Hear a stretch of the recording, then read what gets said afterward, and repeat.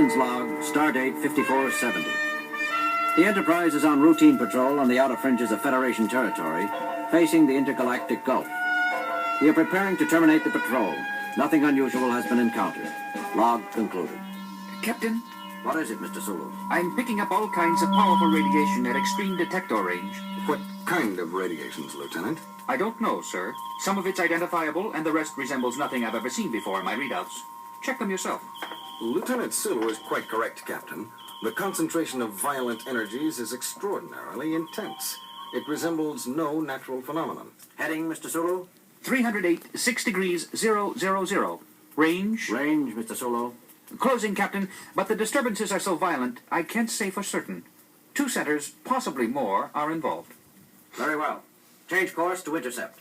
Lieutenant Uhura, sound yellow alert. Aye, Captain. Bridge to engineering. Engineering, Scott here, Captain. Scotty, we're heading for a violent energy disturbance of as yet unidentified origins. We may have to do some jumping about. Stand by. Ready back here, sir. Good. Bridge out. Range is still considerable, sir. Full power on the long-range sensors, Mr. Sulu. Widescreen if possible. Working on it, sir. We're getting something. What the? Most remarkable. What is it? I've never seen a ship like that before. Or of that size. What have you got, Mr. Spock? There are 2 ships, Captain. They are apparently engaged in combat with one another, employing numerous weapons I cannot begin to describe. The forces involved? Each ship is putting out more destructive energy than 100 ships the class of the Enterprise. Yet both ships, while badly scarred, appeared to be intact. Each is at least 60 times our mass. Captain? Yes, Uhura. Sir, both ships are broadcasting on several frequencies. I can't decipher what they're saying. The universal translator doesn't recognize either language. The words are apparently directed at each other. Put it on the speakers, Lieutenant. Yes, sir.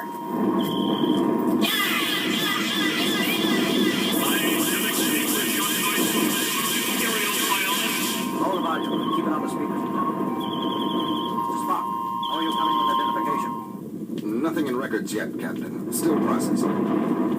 Intruder, identify thyself.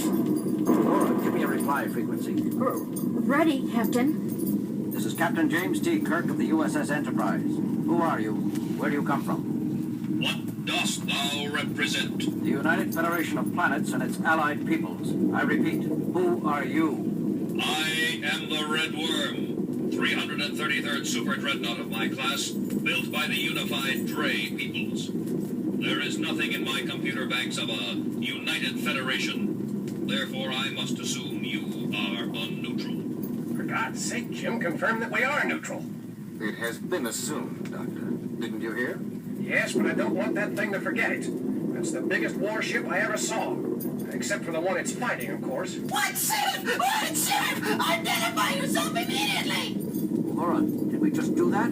This is a different frequency, Captain. The call is coming from the other ship.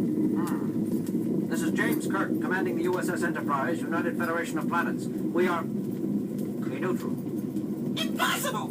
I, renderer of the next empire, have declared that all who are not aligned with me are friends of the unmentionable Dre peoples! Sorry, but we really are neutral. We have nothing to do with either the Dre peoples, as you call them, or the next empire. Spock, what have you got on those 2 stellar civilizations? I've never heard of either of them. Working on it, Captain.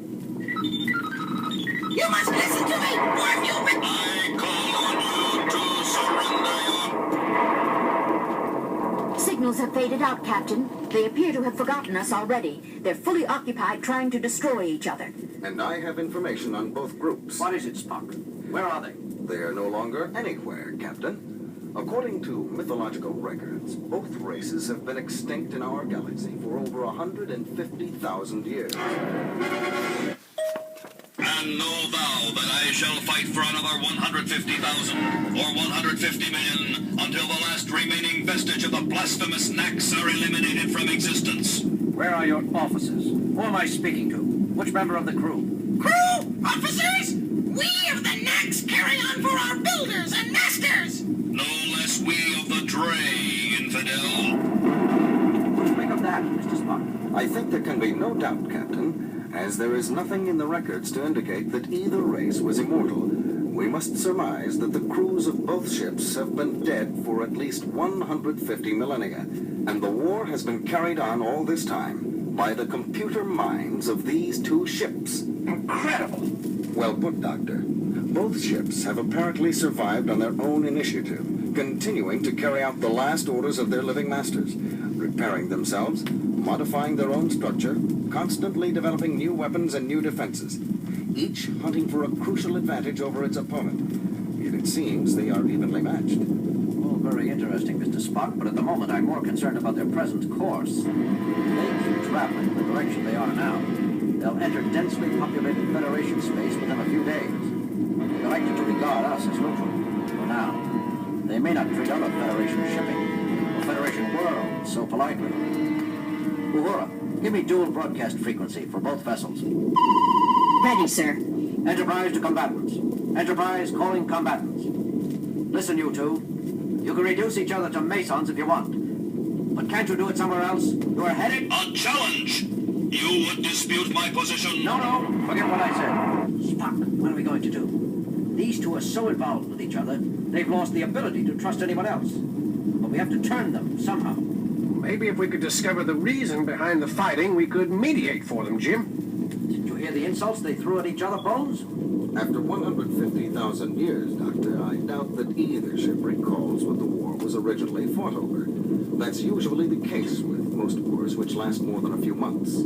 Still, we have to do something. Jim, how about taking sides, joining up to help one ship defeat the other? Too risky, Bones. We know nothing of either the Dre peoples or the Nax Empire.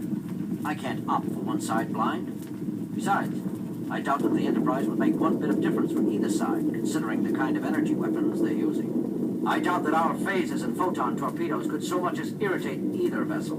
And it could get the Enterprise blown clear to the Magellanic Clouds.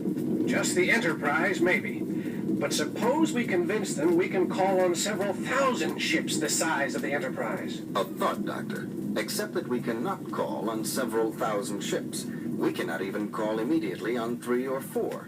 True, Spock. But they don't know that. It's worth a try, Bones. Uhura, sound red alert. To the red worm of the Dre peoples. Unless you change your course, you will soon be set upon by thousands of warships of the United Federation of Peoples and will be destroyed. And Renderer of the Nax Empire, unless you break off and disengage from this sector, 10,000 cruisers of the UFP will appear to volatilize the last remnant of your empire. Sacrilegious interloper! Enemy of its Imperial Majesty, I have been deceived. Captain, both ships are changing course. Mr. Solo, emergency overdrive, warp 8. That was close, Captain. They both fired at our former position. With their minor batteries, I reckon. However, they regard the threat seriously, it seems. Both vessels are currently in pursuit. Solo? They're not closing, Captain. They're still too busy fighting each other, but we're not pulling away from them either. Good. I don't want to lose them. Yes.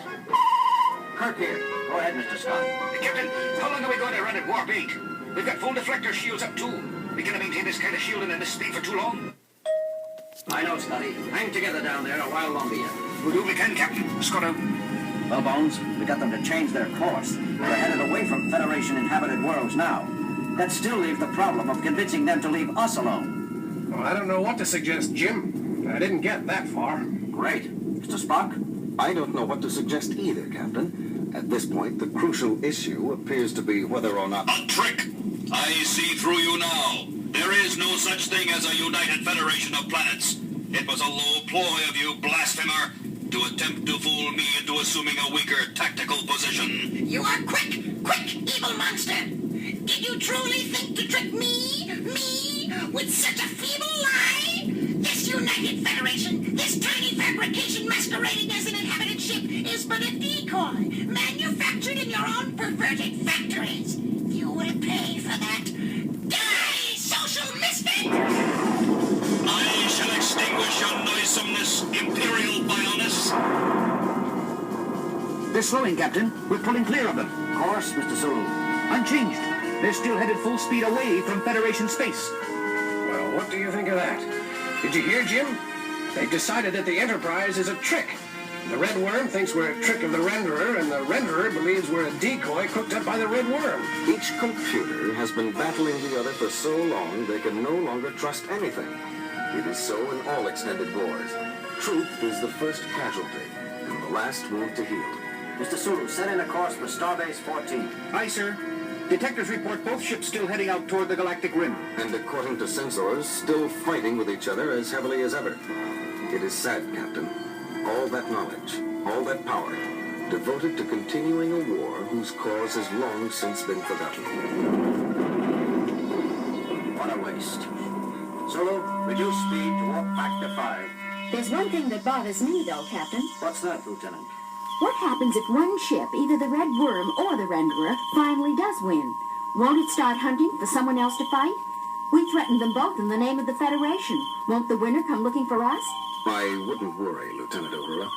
Both vessels have been in a state of constant warfare for 150,000 of our years, without either side gaining a lethal advantage. I think it's safe to say that they will continue to remain evenly matched for another 150,000 years. Let's hope so, Mr. Spock. Let's hope so.